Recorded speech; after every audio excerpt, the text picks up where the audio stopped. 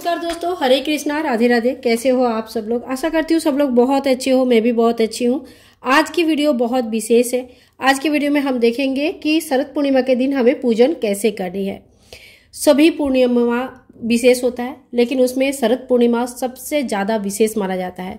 ये एक पूर्णिमा ऐसा होता है जिस दिन आप धन पोटली भी बना सकते हैं। धन पोटली कैसे बनाते हैं ये इसका वीडियो चैनल पर है, लिंक मैं डिस्क्रिप्शन बॉक्स में दे दूंगी। भूल जाती हूँ तो आप पिन करना जरूर, मैं लिंक आपको शेयर कर दूंगी। आप इस दिन शरद पूर्णिमा के दिन बना सकते हैं, ठीक है। शरद पूर्णिमा 17 तारीख और 16 तारीख दोनों दिन मनाया जाएगा। जो लोग चांद की पूजा करते हैं, कोजागरी लक्ष्मी पूजा करते हैं, रात की पूजा करते हैं, वो 16 तारीख रात को करेंगे। और जो लोग सवेरे उदया तिथि में पूजा करते हैं, स्नान दान की पूजा और कार्तिक स्नान शुरू करना चाहते हैं, वो 17 तारीख से पूजा शुरू करेंगे। इस पूजा में भगवान श्री विष्णु नारायण के साथ साथ माता लक्ष्मी की पूजा होती है और ये खास तौर पे कोजागरी लक्ष्मी पूजा के नाम से जाना जाता है। कौन जागरण कर रहा है, यानी कि रात्रि जागरण का बहुत ज़्यादा महत्व होता है। तो देखिए यहाँ पे मैंने एक चौकी ले लिया है और साथ साथ में यहाँ पे पीला कलर का एक वस्त्र बिछा दिया है। धूप दीप इत्यादि रेडी करके रखा है। चौकी भी मोटा मोटी मैंने सजा के रख लिया है क्योंकि टाइम लगता है। कलश की स्थापना करना आप सभी को आता है, चैनल में काफ़ी बार मैंने शेयर किया है। एक कलश लीजिए, मिट्टी का, सोने चांदी पीतल किसी का भी ले सकते हैं। स्टील का मत लीजिएगा, लोहा यूज़ नहीं होती है, ठीक है। स्वास्तिक बनाइए, जल भरिए, जो एकदम से शुद्ध जल होता है, गंगा जल होता है, वो भर सकते हैं। एक सुपारी, एक सिक्का, एक हल्दी के गांठ, 1 रुपया का कॉइन, थोड़ी सी फूल, थोड़ी सी चावल, थोड़ी सी दुर्बा और हल्दी कुमकुम इत्यादि डाल के आप कलश को भर दीजिए। इसके बाद 5 आम्रपल्लव लगाइए। ऊपर से पूर्ण पात्र यानी कि चावल से भरा हुआ एक पात्र रखिए और फिर एक जटाधारी नारियल, जिसके ऊपर हम दुपट्टा या कलावा लपेट देंगे, ठीक है। तो ये कलश स्थापना कई बार बताया है, अभी भी बता दिया है। इस तरह से आप कलश स्थापना कर सकते हैं और ये बिल्कुल भी ऐसा जरूरी नहीं है कि आपको करना ही है। इस पार्ट को आप स्किप भी कर सकते हैं। अब हमें क्या करना है, थोड़ी सी चावल का हमने यहाँ पे आसन लगा लिया है और भगवान विष्णु सहित माता लक्ष्मी की अगर आपके पास फोटो, विग्रह, मूर्ति जो भी है, आप उनको विराजमान कीजिएगा। तो इस तरह से माता लक्ष्मी जी की और विष्णु जी की फोटो को आप विराजमान कीजिएगा। आप चाहे तो अपने मंदिर में भी पूजा कर सकते हैं, नहीं तो अलग से इस तरह से चौकी भी लगा सकते हैं। थोड़ा सा यहाँ पे चावल का आसन हम और लगाएंगे। और कोई भी पूजा, कोई भी बड़ा पूजा जो होता है, गणेश जी की पूजा के बिना वो संपूर्ण नहीं माना जाता है। तो यहाँ पे हमने गणेश जी की, आपके पास अगर विग्रह है तो आप विग्रह ले लीजिए, और नहीं है तो सुपारी के रूप में भी आप गणेश जी की स्थापना कर सकते हैं। एक सुपारी लीजिए, उसमें कलावा लपेटिए और जैसे ही वो गोल बनता है, जो सुपारी बनती है ना, उसको एज ए गणेश जी आप पूजा कर सकते हैं। और विसर्जन की कोई जरूरत नहीं है, आप हर बार उस सुपारी को गणेश जी की स्वरूप मानकर पूजा कर सकते हैं। तो ठीक है, इस तरह से हमारा जो है ना, थोड़ा चौकी को हमने तैयार कर लिया। सबसे पहले हमें चौकी ही तैयार करनी होती है। चौकी को जितना आप सजा सकते हो उतना सजा लीजिएगा। तो इसके बाद हमें दीप प्रज्वलित करना है। दीपक प्रज्वलित करने के बाद ही कोई पूजन की शुरुआत होती है। तो ओम भगवते वासुदेवाय नमो नमः, इस तरह से भगवान विष्णु जी, नारायण जी के नाम लेते हुए, माता लक्ष्मी के नाम लेते हुए आप दीपक को प्रज्वलित कीजिए। मन ही मन अग्नि देवता का आह्वान कीजिए कि अग्निदेव आप आए और हमारे पूजा में शामिल होकर हमारे पूजा को संपूर्ण करें, हमारे पूजा का साक्षी बने। इस तरह से हमने दीपक को प्रज्वलित कर लिया है। इसके बाद देखिए हम दीपक को भी टीका कर लेंगे। सबसे पहले हम दीपक को आह्वान करते हैं तो दीपक का सबसे पहले हम पूजन कर लेते हैं और उसके बाद हम अपनी पूजा शुरू करते हैं। अब देखिए, चंद्रमा की पूजा करना इस दिन विशेष माना जाता है। अगर आपके घर पे से कहीं पे भी, जैसे छत से, आंगन से, कहीं से भी अगर चंद्रमा दिखते हैं साक्षात, तो आप उनकी पूजा कीजिएगा। और अगर नहीं दिखते हैं कहीं से, आप घर के अंदर पूजा करना चाहते हैं, तो आप इस तरह से ना एक चांदी की पात्र में सफेद जो चावल होता है, अक्षत होता है बिना टूटा हुआ, उनको रख के आप चंद्रमा का रूप देके, जैसे ऐसे गोल चंद्रमा का ही रूप दे रहा है हमें, रूप देके आप पूजन कर सकते हैं। अगर आपके पास चांदी की थाली नहीं है तो आप नॉर्मल कोई भी पीतल के थाली में, या तो फिर इस तरह का अगर पात्र, अगर आपके पास व्हाइट पात्र है तो इस तरह का थाली में भी स्थापना कर सकते हैं, या चौकी के ऊपर डायरेक्ट भी कर सकते हैं, ठीक है। और अगर चांदी की थाली नहीं है, चांदी की कॉइन है, तो आप ऊपर से एक चांदी की कॉइन रख दीजिएगा। चांदी चंद्रमा के साथ जुड़ा हुआ है और चांदी का प्रयोग चंद्रमा में बहुत ज़्यादा अच्छा माना जाता है, सफ़ेद चीज़ों का प्रयोग बहुत ज़्यादा अच्छा माना जाता है। इसीलिए कह रही हूँ, अगर कुछ भी नहीं है तो डायरेक्ट इसके ऊपर चावल का गोल ढेरी लगाकर चंद्रमा बनाकर आप पूजन कर सकते हैं। तो देखिए हमने सभी देवी देवता का स्थापना कर लिया है। और हाँ, एक बात और बताती हूँ, जैसे आप पूजा करेंगे ना तो सारे सामग्री अपने हाथ के सामने तैयार करके रख लीजिएगा, ताकि आपको बार बार यहाँ वहाँ नहीं करना पड़े। अब हम थोड़ा सा जल का छींटा देंगे और सबसे पहले गणेश जी को स्नान कराएंगे। ओम गंग गणेशाय नमः, ओम गंग गणेशाय नमः, ओम गंग गणेशाय नमः। इसके बाद हम लक्ष्मी नारायण जी को स्नान कराएंगे। ओम श्री लक्ष्मी देवाय नमो नमः, ओम श्री हरि विष्णु नारायण नमो नमः। इसके बाद हम थोड़ी सी जल की छींटा देते हुए चंद्र भगवान को भी ओम सोम सोमाय नमो नमः, चंद्र भगवान नमो नमः। ओम कलश देवताय नमो नमः, कलश देवताय नमो नमः, कलश देवताय नमो नमः।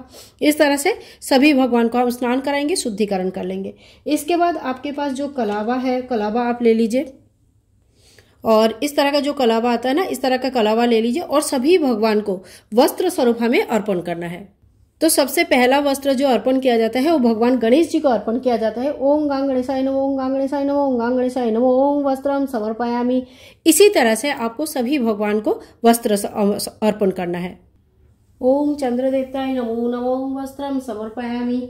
इस तरह से फिर हमें दूसरा कलावा लेके या वस्त्र लेके, जो भी आपके पास वस्त्र है, कलावा है, अगर आपने चुनरी लेके आए हैं तो आप चुनरी भी भगवान को चढ़ा सकते हैं, और अगर नहीं है तो इस तरह से आप वस्त्र चढ़ा दीजिएगा।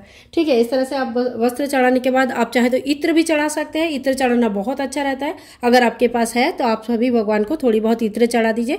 एक कॉटन में थोड़ी सी इत्र लगा के आप वहाँ रख दीजिए, सुगंधी आती रहेगी, बहुत अच्छा लगता है। ठीक है, वस्त्र चढ़ाने के बाद हमें टीका करनी होती है। तो देखिए, टीका हमने ले लिया है। टीका लेके सबसे पहले हम गणेश जी को टीका करेंगे। ओम गंग गणेशाय नमः, ओम गंग गणेशाय नमः, ओम गंग गणेशाय नमः।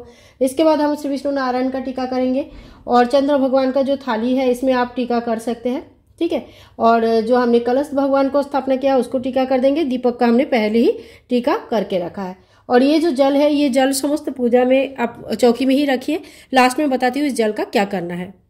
और माता लक्ष्मी को चंदन का टीका नहीं, रोली का टीका लगता है, तो आप सिंदूर या रोली से माता लक्ष्मी का टीका कर दीजिएगा। ठीक है, इसके बाद अगर आपके पास जेनोई है तो आप जेनोई चढ़ा सकते हैं। भगवान गणेश जी को पीला जेनोई चढ़ता है, और अगर आपके पास जेनोई नहीं है तो इस पार्ट को आप स्किप भी कर सकते हैं। चंद्रमा का विशेष पूजन होता है तो भगवान चंद्रदेव को भी जेनोई चढ़ाया जाता है। तो यहाँ पे मैंने चंद्रदेव को भी जेनोई चढ़ा दिया है, और साथ साथ में जो भगवान विष्णु जी है उनको भी हम जेनोई चढ़ाएंगे। तो इस तरह से हमने भगवान विष्णु जी को भी जेनोई चढ़ा दिया।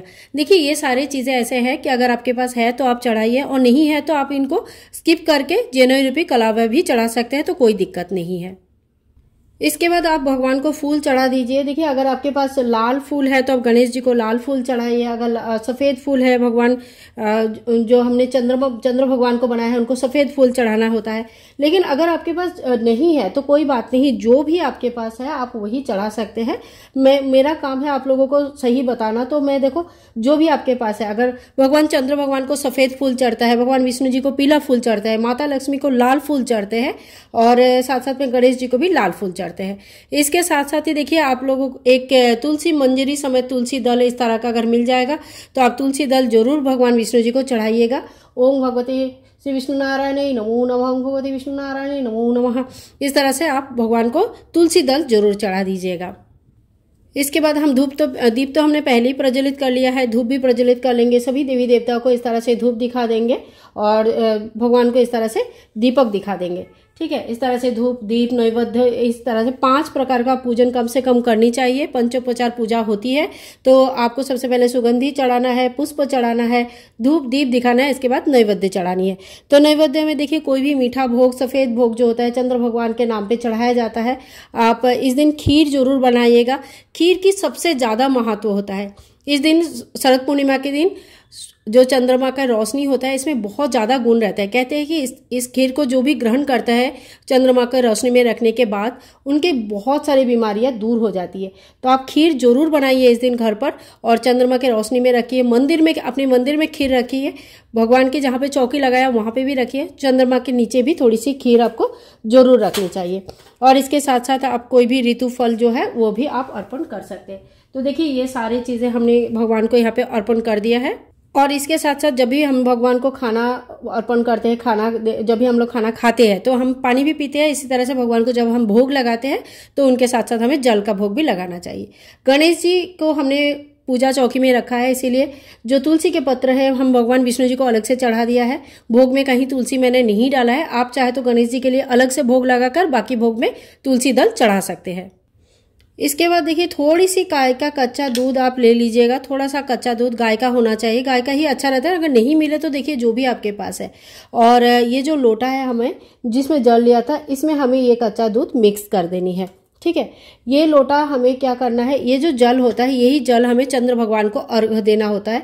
तो इसमें हम क्या क्या मिलाएंगे, जो खीर हमने बनाया था इस खीर का थोड़ी सी पार्ट, मतलब थोड़ा सा खीर, थोड़ा सा मीठा सफ़ेद चीज़ें का भोग हमें लगाना होता है।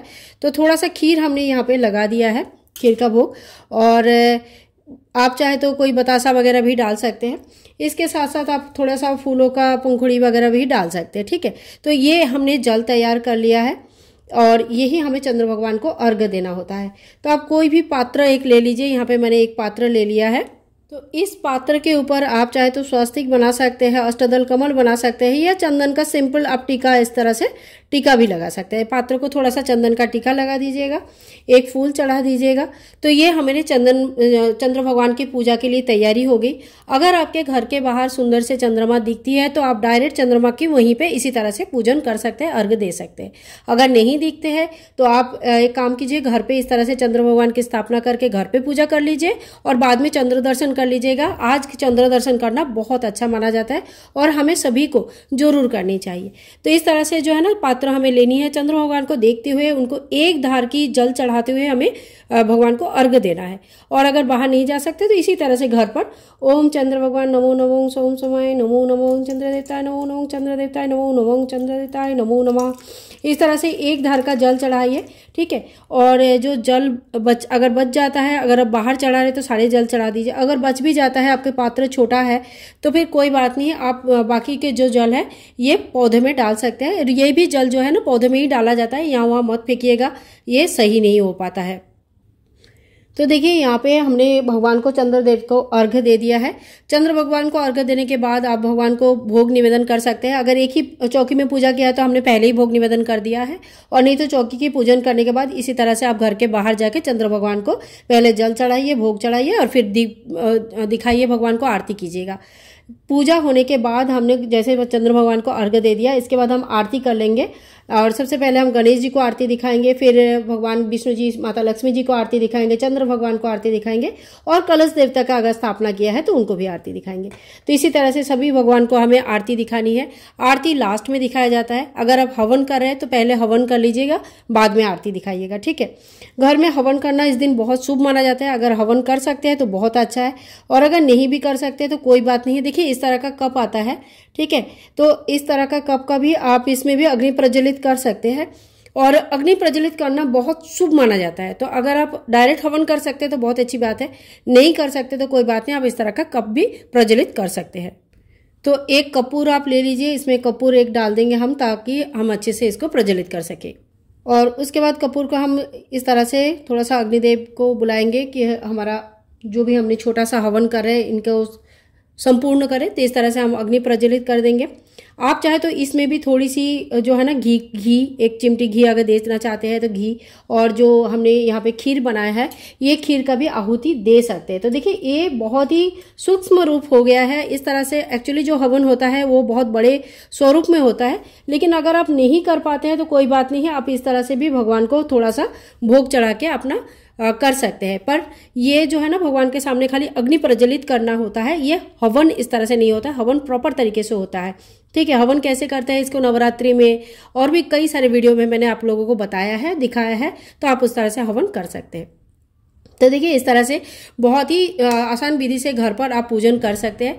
पूजा होने के बाद चौकी को इसी तरह से रखा जाता है, और अगले दिन सुबह स्नान आदि करने के बाद आरती कीजिएगा, भोग लगाइए, और उसके बाद जो है ना आपको चौकी हटानी है। जो भोग प्रसाद है वो घर के लोग खा लेंगे, और जो भी फूल है ये खाद बन जाता है। ये सूखा के आप धूप बत्ती भी बना सकते हैं, बहुत कुछ लोग बनाते हैं, तो आप देख लेना, बस यहाँ वहाँ फेंकना नहीं है। जो जल है इसको पूरे घर में छिड़कना होता है। जो नारियल है कोजागरी लक्ष्मी पूजा के दिन का जो नारियल होता है, देखो कोई कोई इसको बहा देते हैं, कोई कोई इसको भोग स्वरूप ग्रहण करते हैं, और कोई कोई इसमें भूमि में दबा देते हैं ताकि नया पौधा आ जाए। ठीक है, तो आपके यहाँ पे जो भी नियम है आप उस हिसाब से कर लीजिएगा। रात्रि जागरण का विशेष महत्व होता है। व्रत कथा आपको कोई भी पूजा के जो बुक्स होते हैं, हमारे पास जो नॉर्मली पूजा बुक्स होते हैं उसमें व्रत कथा दिया रहता है पूर्णिमा का। आप कोई भी पूर्णिमा का या शरद पूर्णिमा का व्रत कथा पढ़ सकते हैं, सुबह भी पढ़ सकते हैं, शाम को भी पढ़ सकते हैं, ठीक है। और पूजा में जो भी पूजा हमने किया इसमें कोई भी कमी ना रह जाए, जो भी हम करते हैं उसमें थोड़ी बहुत कमी तो होता ही है, तो जो भी कमी है वो कंप्लीट हो जाए इसके लिए हम थोड़ा सा दक्षिणा रख देंगे। और बाद में इस दक्षिणा से आप घर में अपने पूजा स्थान के लिए, अपने मंदिर के लिए कुछ सामान खरीद सकते हैं। इस दिन चौकी में रखा कोई भी चीज़ का दान नहीं किया जाता है। अगर आपको दान करना है तो आप अलग से सामान निकाल के उसकी दान कर सकते हैं, कोई दिक्कत नहीं है। तो आई होप आज की पूजा विधि आप लोगों को पसंद आई है। और हाँ, आज के जो 16 तारीख रात को शरद पूर्णिमा के दिन रात की पूजा जो करेंगे वो 16 तारीख रात को करेंगे। चंद्रमा के नीचे जो खीर रखना होता है वो 16 तारीख रात को रखेंगे। और कोई सवेरे 17 तारीख को भी लक्ष्मी पूजा करेंगे। दोनों विधि सही है, ठीक है। तो 17 तारीख सुबेरे कार्तिक स्नान शुरू हो जाएगा। लक्ष्मी पूजा भी आप कर सकते हैं, दीपदान का नियम ले सकते हैं, कार्तिक स्नान का जो भी नियम, जितना भी नियम आप लेना चाहते हैं वो सारे नियम ले सकते हैं। तुलसी पूजन, आंवला पूजन, केले वृक्ष के पूजन, पीपल पथवाड़ी की पूजन कर सकते हैं। दीपदान घर के अंदर, घर के बाहर कर सकते हैं।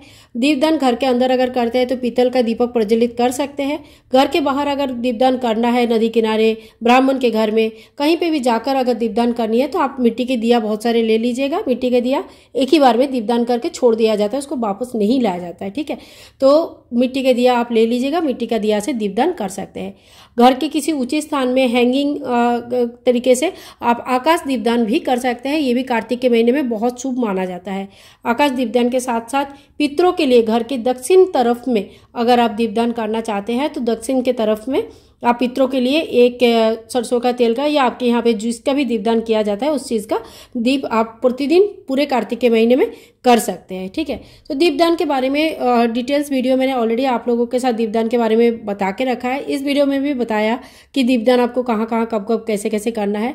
और भी डिटेल्स चाहिए तो आप लोग बोल सकते हैं, तो मैं पूरा उसी के ऊपर एक अलग से वीडियो बना दूंगी। तो आई होप आज की पूजा आप लोगों को अच्छा लगा है। और अगर कुछ पसंद आया तो please like share and comment, channel को सब्सक्राइब करके रखिएगा। मिलूंगी नेक्स्ट वीडियो में, तब तक के लिए हरे कृष्णा, राधे राधे।